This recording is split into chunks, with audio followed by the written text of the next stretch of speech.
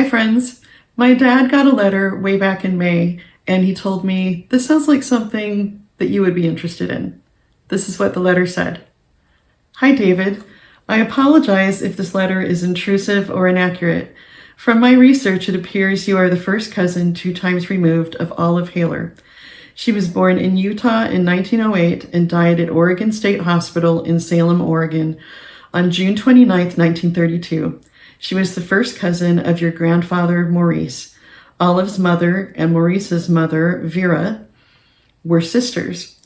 Olive's ashes are being held at the Oregon State Hospital and can be claimed by any relative. I had no idea that they have thousands of urns of ashes from patients who were never claimed. And considering how I've spent decades trying to find my missing grandmother's remains, like, this really touches my heart a lot. Anyway, she continues, as a genealogy hobbyist, I am working with the hospital to let relatives know where the ashes are in case they would like to receive them. I have enclosed a copy of the death certificate and biography. In case you are interested in claiming the ashes, I have also included the request form. To receive the ashes, mail the form to OSH Health Information Department or email it. Ashes can be sent at no charge. Cremains that are requested before August 1st, 2025 will be sent in September 2025. You can quickly receive a free copy of the medical file by contacting the Oregon State Archives. She actually had the medical records already, and so when I emailed her to thank her, she sent them to me. So yes, I filled out the form and I claimed the ashes, and then months later, they sent me an email that said, Dear family member, thank you for contacting us about your family member's cremains. We are honored to reconnect you with a family member. Oregon State Hospital has made enormous strides toward improving the care of today's patients, but there is unfinished work in honoring patients of previous generations. Every year in September, we hold a memorial ceremony for the deceased. We hope you can join us on Tuesday, September 23rd, 2025 at 10:30 a.m. Families who RSVP by August 31st can pick up the urns with their loved ones' cremains during the ceremony. We will send the urns to families who cannot attend or who attend without responding by the deadline following the ceremony. The ceremony will take place at the memorial on hospital grounds in Salem and will include a reading of the names of the deceased patients, reflections on the hospital experience, music provided by the music therapy department, and prayers from a variety of faith traditions by the spiritual care department. Hospital leaders will also speak. The OSH Museum of Mental Health, located on the hospital grounds, invites families to explore the museum's exhibits after the ceremony. The standard admission fee will be waived in lieu of a suggested donation. Please RSVP or call the Health Information Department to let us know if you plan to attend. I would have loved to go to that, but it just wasn't a good time. But after a long wait, we finally got Olive's ashes delivered to our front door. I was gone, and Carmen said the delivery guy said, I'm sorry for your loss. This is the box that we got yesterday. Right before they sent the ashes, they sent me an email about it. And it said, the box you will be receiving contains empty copper urn where the ashes were originally placed, ceramic urn, which contains the ashes after they were transferred from the copper urn due to its deterioration, envelope with a copy of your request along with the corresponding urn number, and a rubbing of the name medallion from the memorial. I'm actually really grateful they told me what was going to be in the box, and I don't know why I'm nervous to open it. This is Olive's story in a nutshell. When she was 8 years old, her mother died of typhoid, and we don't know how her dad died. And then her aunt, who was my great-great-grandmother, pretty much raised her from then until age 18. When she was 14, she got something that they called sleeping sickness, which is encephalitis lethargica, and that is something that attacks your brain. And she was never the same after that. And when her aunt sent her to some sort of industrial school for girls, she was told that she needed to have her committed because she was threatening to kill people. Over 3 years later, she hung herself in the hospital and survived. They said she was, quote, repentant for her act. And then 3 days later, she, quote, succeeded.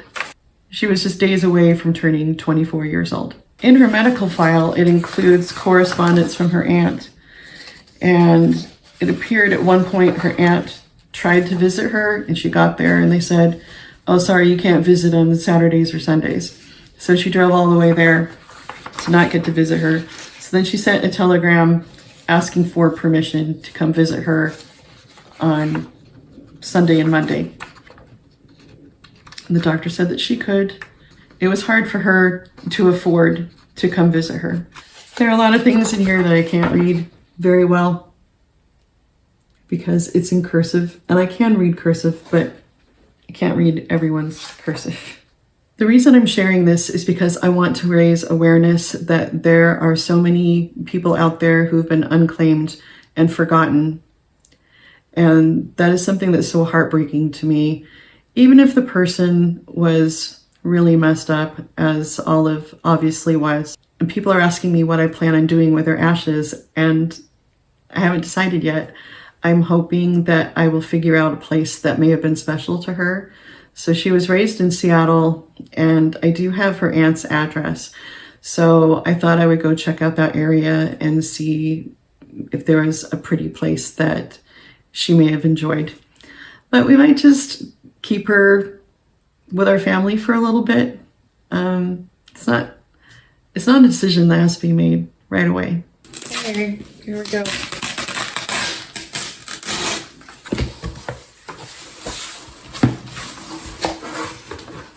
The box inside the box. It's difficult to get out.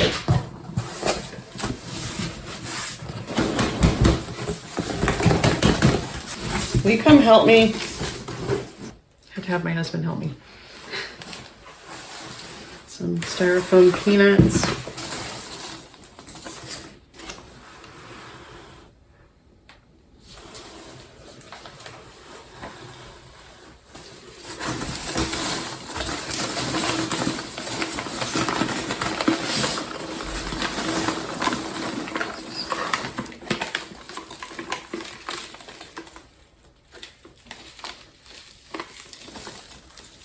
Which way is that?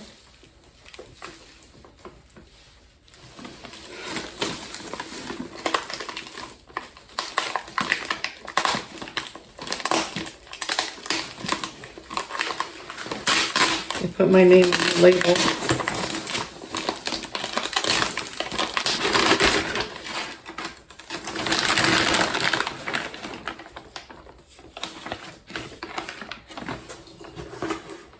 Oh. I think this is, yeah, that's the original one. It's her patient number.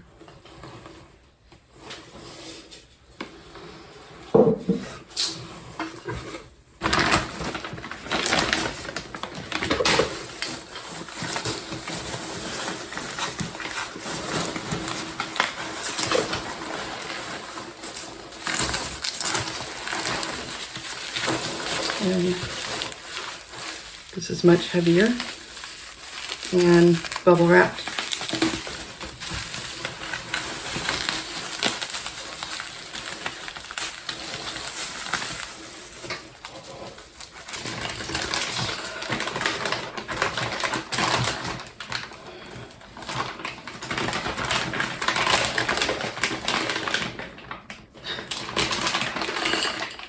Okay. I thought I was going to accidentally dump it out.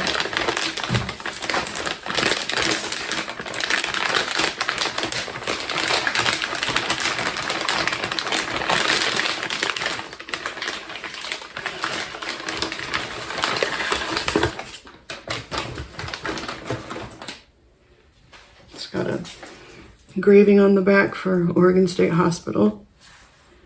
Definitely not a pretty urn. And her patient number.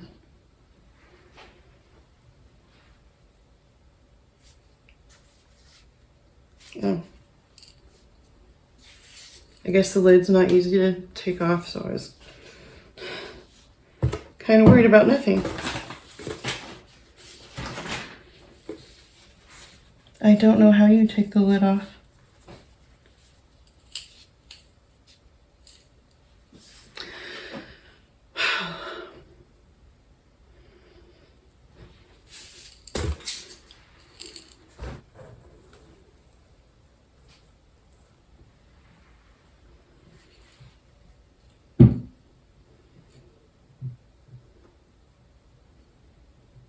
It has a rounded bottom, so you can't stand it on its end.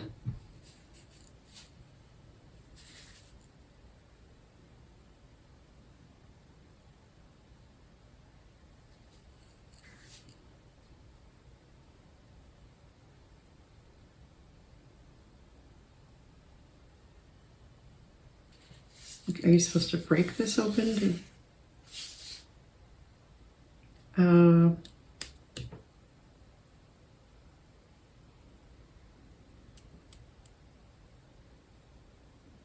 I don't.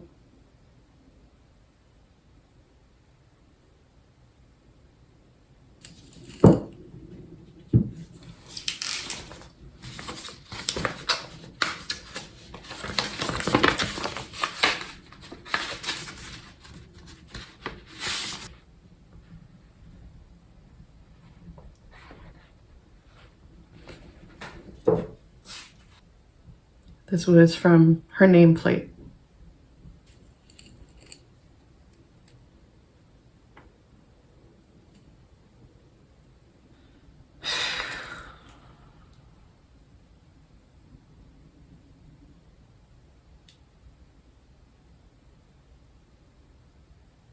We're going to have our own little memorial for her so she can be a person instead of a number.